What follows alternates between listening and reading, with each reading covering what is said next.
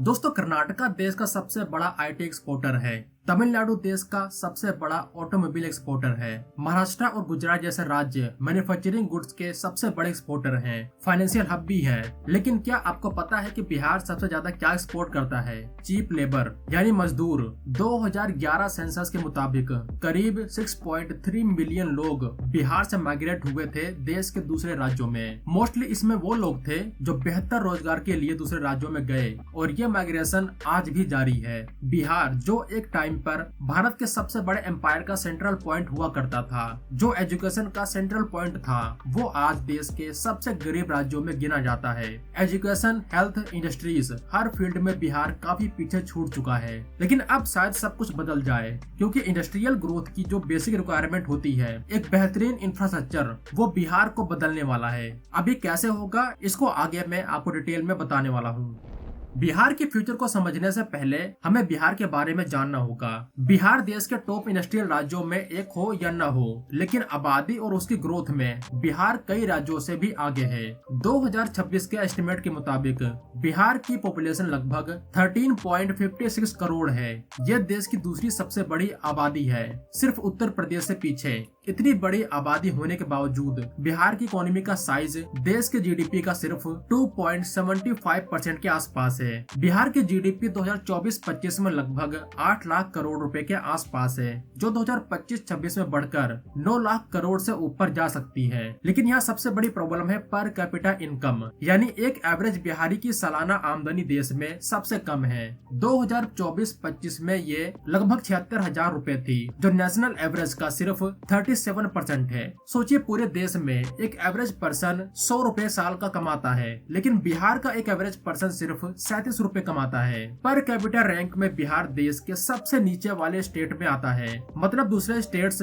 महाराष्ट्र या कर्नाटका के लोगों की आमदनी बिहार के लोगों से 3 से 4 गुना ज्यादा है। अगर हम इसको ग्लोबली कंपेयर करें तो बिहार की सिचुएशन कई गरीब अफ्रीकन देशों से भी बदतर है। अब सवाल यह है कि बिहार का ग्राफ इतना नीचे कैसे गया? हिस्ट्री में देखें तो बिहार एक टाइम पर प्रोस्परस था। मौर्य और गुप्ता एम्पायर के टाइम ये एजुकेशन और ट्रेड का हब था। नालंदा और विक्रमशिला जैसी टॉप यूनिवर्सिटीज थी, जहाँ दुनिया भर के स्टूडेंट्स एजुकेशन के लिए आते थे। लेकिन आज के टाइम बिहार को देखकर ऐसा नहीं लगता कि इस राज्य की हिस्ट्री इतनी महान है। बिहार की डिक्लाइन की स्टोरी शुरू होती है ब्रिटिश राज से।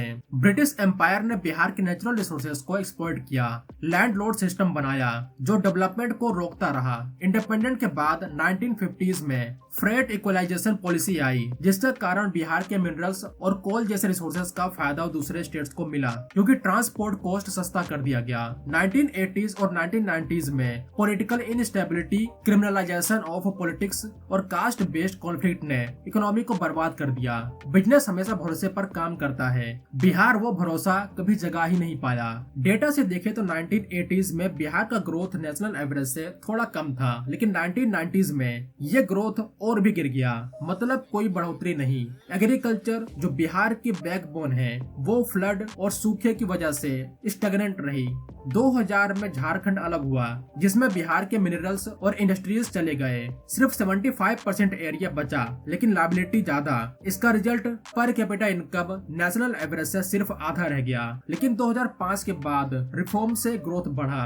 अब बिहार 9 से 11% ग्रोथ रेट से बढ़ रहा है, जो नेशनल एवरेज से ज्यादा है। लेकिन इकोनॉमी का बेस इतना लो है कि अभी भी गरीबी और अनएम्प्लॉयमेंट हाई है। और यहाँ एक और क्राइटेरिया है जिसपे उतना ध्यान नहीं दिया जाता, वो है आबादी बढ़ने की दर। इकोनॉमिक ग्रोथ की दर काफी अच्छी है, लेकिन आबादी बढ़ने की दर भी काफी ज्यादा है, जिसकी वजह से यह ग्रोथ कहीं दिखाई नहीं देती। ये तो रही बिहार के स्टेटस की बात, लेकिन कुछ ऐसी प्रॉब्लम्स जो बिहार के सामने हैं उसकी बात करते हैं। पहली प्रॉब्लम, हाई पॉपुलेशन ग्रोथ और लो ह्यूमन कैपिटल। बिहार की पॉपुलेशन ग्रोथ रेट 2% से भी ज्यादा है, जो नेशनल एवरेज से ज्यादा है, लेकिन education level low. Literacy rate 61.8% है, जो देश की एवरेज लिटरेसी रेट से बहुत कम है। हेल्थ में भी पीछे।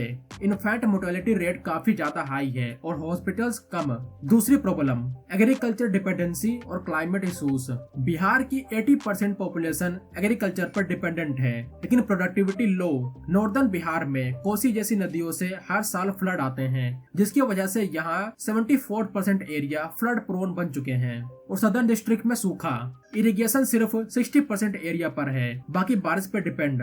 तीसरी प्रॉब्लम है लो इंडस्ट्रियलाइजेशन। बिहार में मैन्युफैक्चरिंग का शेयर सिर्फ 8 से 10% है इकोनॉमी में, जो नेशनल एवरेज से भी कम है। फैक्ट्रीज सिर्फ 2 से 3% देश की है बिहार में, और इनमें से कोई बड़ी फैक्ट्रीज नहीं मिलेगी यहाँ पर। बिहार में एजुकेटेड यूथ में अनएम्प्लॉयमेंट रेट 20% के अराउंड है। चौथी प्रॉब्लम सोशल कॉन्फ्लिक्ट और weak institutions, caste, class, ethnic divisions है, करप्शन और पुअर गवर्नेंस से इन्वेस्टमेंट नहीं आता। इन्वेस्टमेंट लाने के लिए लॉ एंड ऑर्डर को मेंटेन करना पड़ता है, स्टेबल पॉलिसीज बनानी पड़ती है, जो अभी के टाइम मिसिंग है। पांचवी प्रॉब्लम फिस्कल कॉन्स्ट्रेंट। बिहार काफी हद तक सेंटर के फंड पे डिपेंड करता है, लेकिन डेट हाई है, कैपिटल एक्सपेंडिचर लो, रोड्स, इलेक्ट्रिसिटी जैसी इंफ्रा पर पैसा कम खर्च होता है। अब इन सब में सबसे बड़ी प्रॉब्लम जो फोकस करने लायक है वो है इंफ्रास्ट्रक्चर। बिहार का इंफ्रास्ट्रक्चर काफी ज्यादा आउटडेटेड हो चुका है। ब्रिजेस गिरने की खबरें ऑलमोस्ट हर साल आती है, हर मोड़ पर करप्शन देखने को मिल जाएगा आपको। इलेक्ट्रिसिटी एक्सेस जो बेसिक नीड है आज के टाइम, वो काफी कम है। गवर्नमेंट तो कहती है कि सारे गांव ऑलमोस्ट इलेक्ट्रिफाइड हो चुके हैं, लेकिन बहुत से गांव ऐसे हैं जहां 24/7 इलेक्ट्रिसिटी नहीं आती। ट्रांसपोर्ट इंफ्रा वीक होने से गुड्स मूवमेंट कॉस्टली और स्लो होता है। अगर जहां रॉ मटेरियल ट्रांसपोर्ट करना महंगा होगा, वहां इंडस्ट्रीज क्यों आएंगी? फ्लड से रोड्स हर साल डैमेज होती हैं, लोग दूसरे स्टेट जाते हैं काम के लिए। इकोनॉमिक सर्वे में भी कहा गया है कि बिहार का ग्रोथ हाई है, लेकिन इंफ्रा काफी कमजोर। अगर इंफ्रा बेहतर हो तो इंडस्ट्रीज आएंगी, जॉब्स बनेंगी और इकोनॉमिक ग्रोथ बढ़ेगा। और ये बेसिक रूल है, बिना अच्छे इंफ्रास्ट्रक्चर के आप ग्रोथ नहीं कर पाओगे। तो अब सवाल ये है, इंफ्रास्ट्रक्चर कैसे बिहार को आगे बढ़ाएगा? सिंपल है, बेहतर रोड्स, एक्सप्रेसवेज और इंडस्ट्रियल कॉरिडोर से कनेक्टिविटी बढ़ेगी, जिसको गवर्नमेंट ने काफी लेट समझा, लेकिन एटलीस्ट समझा। यही बड़ी बात है। बिहार अब तक आइसोलेटेड था, दूसरे राज्यों से कोई अच्छी कनेक्टिविटी नहीं थी। अब ऐसे कुछ बड़े प्रोजेक्ट बिहार को पोर्ट्स, इंडस्ट्रियल हब्स और इंटरनेशनल बॉर्डर से जोड़ेंगे। ट्रेड बढ़ेगा, इन्वेस्टमेंट आएंगे, फैक्ट्रीज लगेंगे। एग्जाम्पल के तौर पे बिहार से सबसे नजदीक कोई पोर्ट है तो वो है वेस्ट बंगाल का हल्दिया पोर्ट। अगर हल्दिया पोर्ट से डायरेक्ट कनेक्टिविटी हो तो बिहार के प्रोडक्ट्स आसानी से बाहर एक्सपोर्ट हो सकते हैं। नेपाल बॉर्डर से ट्रेड बूस्ट हो सकता है। नॉर्थ ईस्ट से लिंक, इन सब से जीडीपी ग्रोथ डबल डिजिट में आ सकती है। इससे लाखों जॉब्स क्रिएट होंगी और पर कैपिटा इनकम बढ़ेगी। तो जो प्रोजेक्ट बिहार को बदलने का दम रखते हैं उनको हम डिटेल में समझते हैं। पहला प्रोजेक्ट रक्सौल हल्दिया एक्सप्रेसवे। ये ऑलमोस्ट 650 से 750 किलोमीटर लंबा ग्रीनफील्ड एक्सप्रेसवे है, जो बिहार के रक्सौल नेपाल बॉर्डर से शुरू होकर झारखंड और वेस्ट बंगाल से होता हुआ हल्दिया पोर्ट से जोड़ेगा। इससे ट्रेवल टाइम 17-18 घंटे से घटकर सिर्फ 8 से 10 घंटे का हो जाएगा।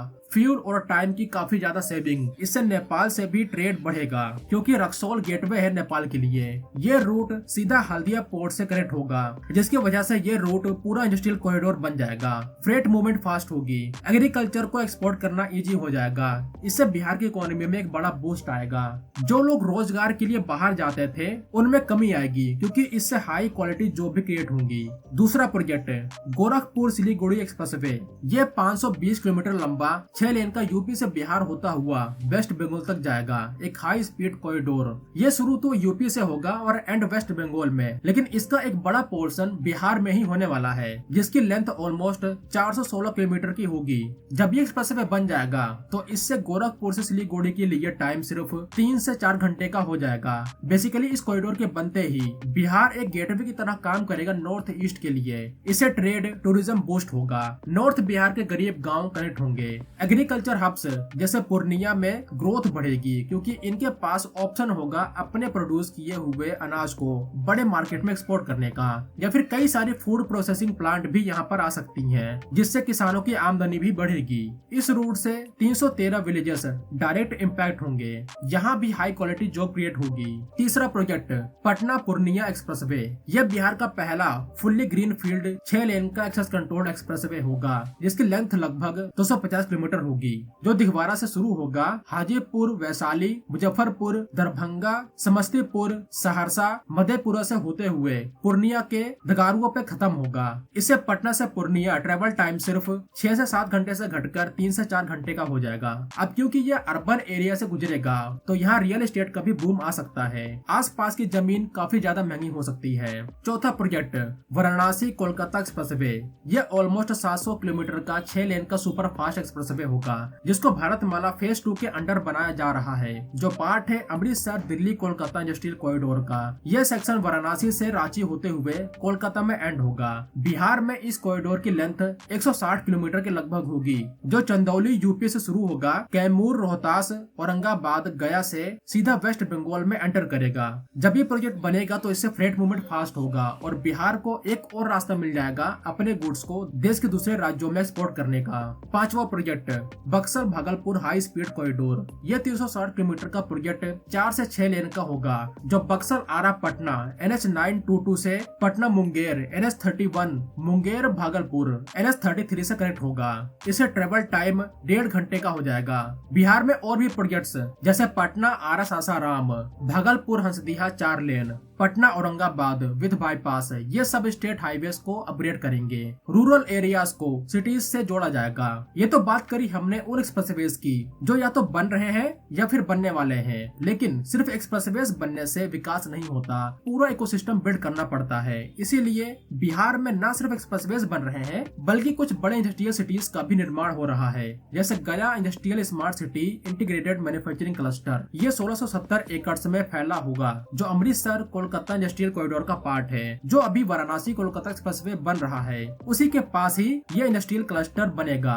इसकी कनेक्टिविटी NH 19 NH 22 गया एयरपोर्ट रेलवे से भी होगी। यहाँ 16,524 करोड़ का इन्वेस्टमेंट आने वाला है। लगभग 1 लाख जॉब क्रिएट होंगी। गया का पूरा रीजन एक मैन्युफैक्चरिंग हब बनने वाला है फ्यूचर में। दोस्तों, इन सभी प्रोजेक्ट से बिहार की किस्मत बदल सकती है। बस हमें इसके साथ साथ एजुकेशन और स्किल डेवलपमेंट पर भी फोकस करना होगा। जैसा कि मैंने कहा, इकोनॉमिक ग्रोथ का फैक्टर कोई एक सेक्टर नहीं होता, ये पूरा एक इकोसिस्टम होता है जिसमें स्किल्ड मैन पावर से लेकर बेहतरीन इंफ्रास्ट्रक्चर शामिल होता है। सोचिए, जब बिहार विकास करेगा तो इससे माइग्रेशन रुकेगा, लोकल जॉब्स बनेंगे, एग्रीकल्चर मॉडर्नाइज होगा, टूरिज्म बूस्ट होगा।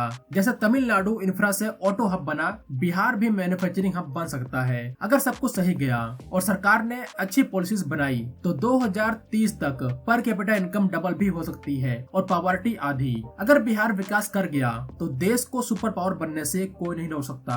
तो इस वीडियो में बस इतना ही था। अगर आपको ये वीडियो पसंद आई तो वीडियो को लाइक करें, शेयर करें और अगर नए हो तो चैनल को जरूर सब्सक्राइब कर लेना। तो मिलते हैं एक नई वीडियो में, तब तक के लिए जय हिंद दोस्तों। और हाँ, अगर आप चाहते हो मैं किसी और राज्य के बारे में डिटेल वीडियो बनाऊं तो उसके बारे में जरूर लिखना।